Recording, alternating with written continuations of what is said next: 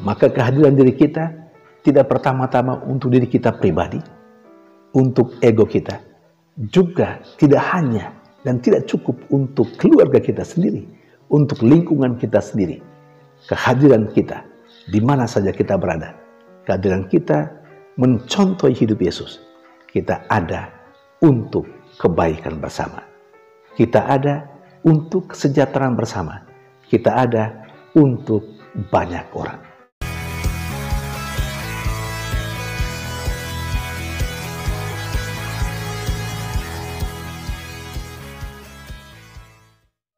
Berjumpa lagi dalam permenungan kita, edisi Selasa 18 April 2023, pekan kedua Paskah.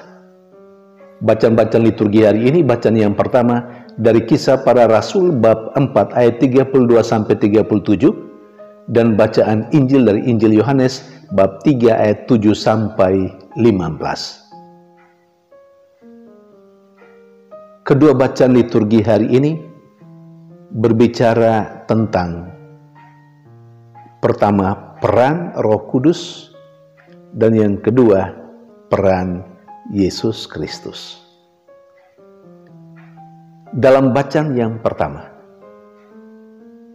digambarkan bagaimana para murid yang sebelum turunnya Roh Kudus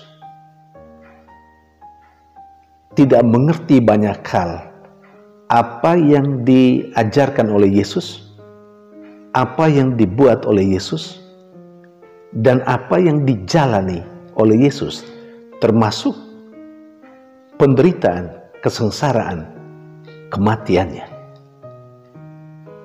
Banyak di antara para rasul Yesus yang tidak mengerti mengapa Yesus melakukan itu, mengapa Yesus mau menderita.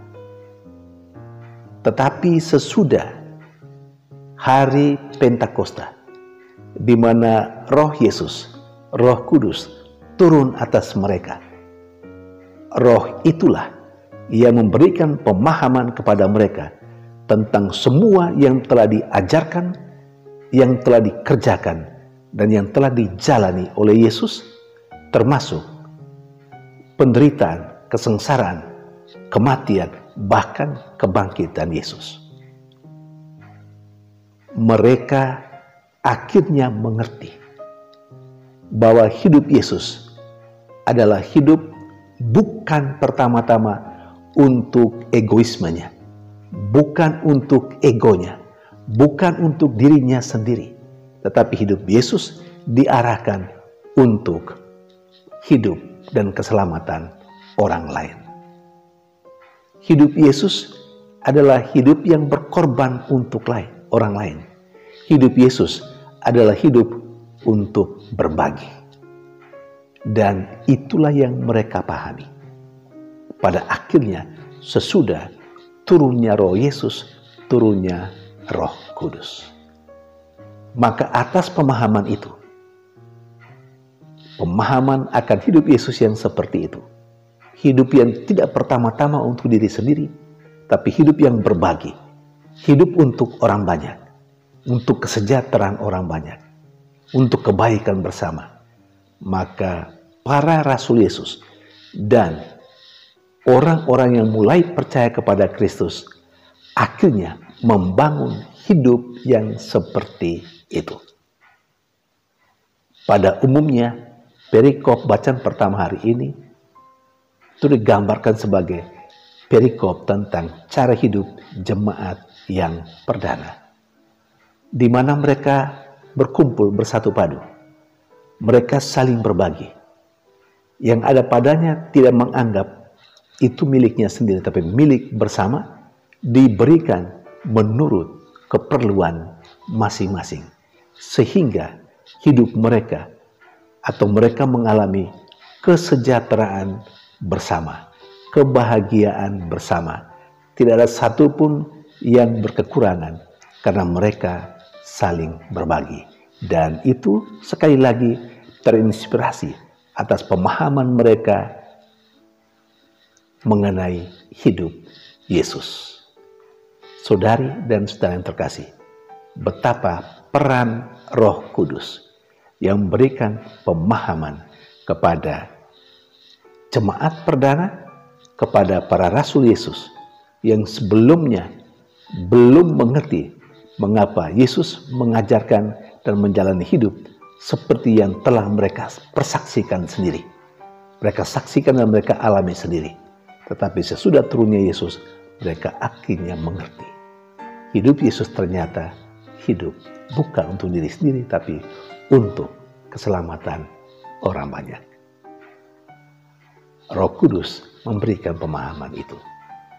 Sementara dalam bacaan Injil, yang merupakan kelanjutan bacaan Injil kemarin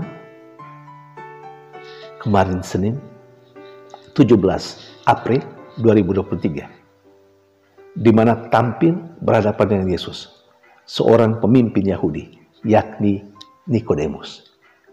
Tetapi Yesus agak sedikit mengkritisi Nikodemus yang punya pemahaman cukup terbatas tentang siapa itu Yesus.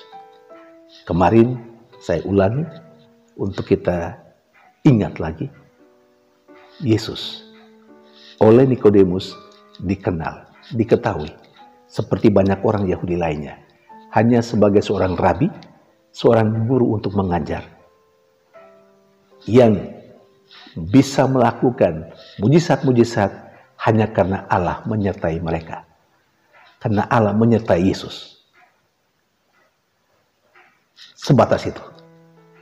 Dalam bacaan Injil hari ini, Yesus memberi pemahaman kepada Nikodemus, lagi-lagi sedikit mengkritisi bagaimana Yesus mengatakan bahwa hal-hal yang duniawi yang Yesus ajarkan, toh mereka tidak percaya, tidak mengerti, apalagi kalau Yesus berbicara tentang hal-hal yang surgawi. Yesus dengan cara seperti itu mensosialisasikan, memberikan pemahaman lebih dalam, lebih jauh tentang dirinya dan tentang misi yang ia laksanakan.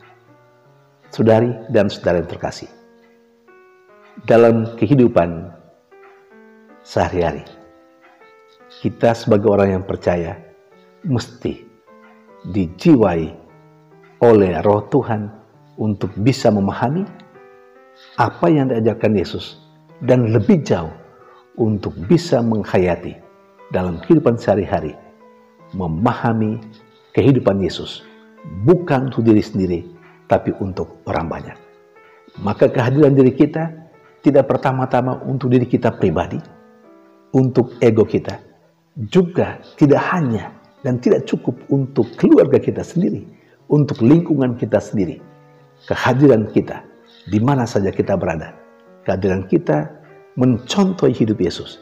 Kita ada untuk kebaikan bersama, kita ada untuk kesejahteraan bersama, kita ada untuk banyak orang. Karena itu, lakukan sesuatu, berbuatlah sesuatu, tidak saja untuk kepentingan diri sendiri, kepentingan keluarga sendiri, atau lingkungan, paroki. Tapi kita mau berbuat sesuatu untuk kepentingan orang banyak. Karena itu, kalau kepada kita, salah satu caranya, kalau kepada kita ditawarkan untuk menerima sebuah tugas dan tanggung jawab demi kepentingan bersama, terimalah itu. Terima dengan kesadaran bahwa dirimu sebagai orang yang percaya kepada Kristus ada, hadir, tidak untuk diri kita sendiri, tidak untuk dirimu sendiri saja, tidak untuk keluargamu saja, tidak untuk orang Katolik saja, tapi juga untuk orang banyak di sekitarmu. Itu hidup yang dijiwai oleh kesengsaraan, penderitaan, kematian, dan kebangkitan Kristus. Dan yang kedua, pesan untuk kita jelas melalui bacaan Injil. Sama seperti Yesus memberikan pemahaman kepada Nikodemus, demikian juga kehadiran kita mesti membuat atau memberikan pemahaman tentang bagaimana kekatolikan itu, bagaimana kekristenan, bagaimana hidup sebagai orang yang percaya kepada Kristus. Itu mengandaikan bahwa kita memiliki seperangkat pengetahuan jauh lebih baik daripada yang lain, supaya kita bisa memberikan pemahaman kepada yang lain itu. Atau jangan sampai kita membutuhkan orang lain yang memberikan pemahaman kepada kita, supaya kita mengetahui lebih dalam tentang keimanan kita, tentang Kristus yang kita imani, dan tentang kehidupan kekatolikan kita. Saudari dan saudara yang terkasih, jangan takut untuk terus belajar terus-menerus tentang Allah yang kita imani, tentang Yesus, Guru dan Tuhan kita serta penyelamat kita, dan tentang kekatolikan itu sendiri. Dan andai kata kita memiliki pengetahuan tentang itu, marilah kita menciptakan kesempatan untuk bisa memberikan pemahaman dan pengajaran untuk orang-orang yang ada di sekitar kita. Terlebih, kita mau mengajar orang di sekitar kita dengan cara hidup kita yang diinspirasi oleh cara hidup Yesus. Hidup bukan untuk diri sendiri, tapi hidup untuk kebaikan bersama. Tuhan memberkati.